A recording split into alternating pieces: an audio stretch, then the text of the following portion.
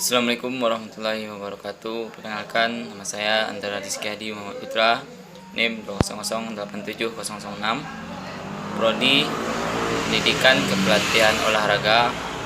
Baiklah, di sini saya akan menjelaskan contoh dari ciri-ciri umum dan khusus kemampuan fase belajar motorik level 2 dan struktur dasar gerakan serta implikasi dalam proses pembelajaran kemampuan fase belajar motorik level 2.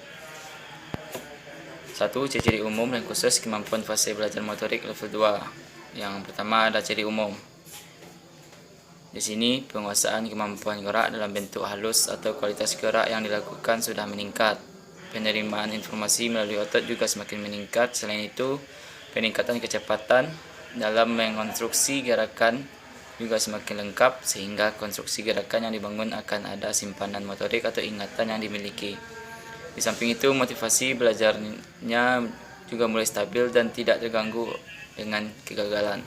Keberanian dan keyakinan dalam melakukan gerak semakin meningkat. Contohnya, ketika sang atlet melakukan teknik sepak sila, para permainan sepak takraw yang memiliki kekuatan dan kecepatan yang baik.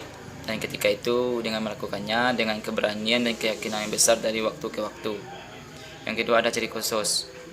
Ciri khusus kemampuan belajar motorik level 2 ini adalah yang pertama ada struktur dasar gerakan, irama gerakan, hubungan gerakan, luas gerakan, kelancaran gerakan, kecepatan gerakan, ketepatan dan kekonstanan gerakan, dan bayangan dan program gerakan.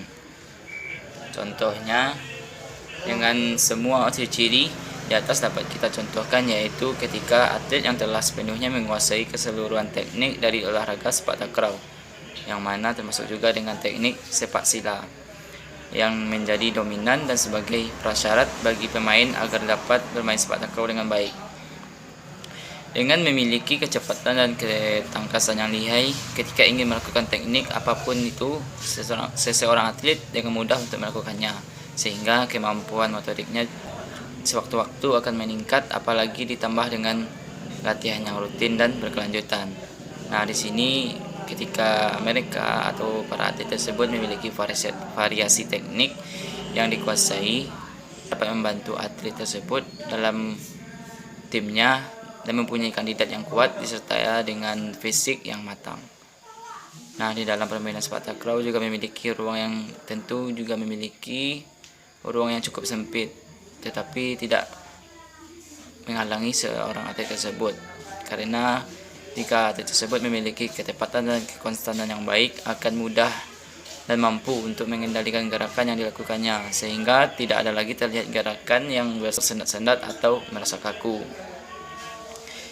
Yang kedua ada struktur dasar gerakan dan implikasi dalam proses pembelajaran kemampuan fase belajar motorik level 2. Fase belajar tingkat kedua menuntut aktivitas belajar yang tinggi, dan untuk dapat melaksanakannya dibutuhkan persiapan-persiapan yang tinggi dari peserta didik. Jadi, tugas utama dari guru pendidikan jasmani dalam hal ini adalah untuk melakukan analisis kesalahan-kesalahan gerakan yang terjadi pada setiap fase gerakan, sehingga peserta didik akan selalu melakukan pengendalian dan pengaturan yang terjadi selama gerakan itu berlangsung.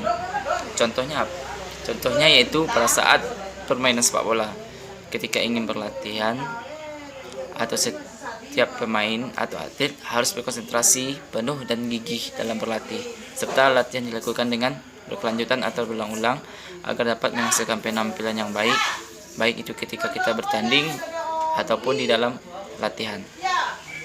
Dan mengikuti latihan juga dituntut untuk memiliki rasa penuh semangat dan menerima apapun instruksi atau arahan dari para pelatih dalam materi yang diajarkan atau yang disampaikan. Seperti pembentukan fisik, teknik, dan menjaga kestabilan stamina di dalam tubuh serta kesehatan yang baik.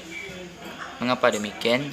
Karena hal tersebut dilakukan karena para atlet dituntut atau diminta untuk mengikuti latihan tersebut dengan tahap yang tinggi atau volume yang tinggi, atau lagi dengan kapasitas yang tinggi, sehingga akan menguras banyak tenaga oleh setiap para atlet tersebut.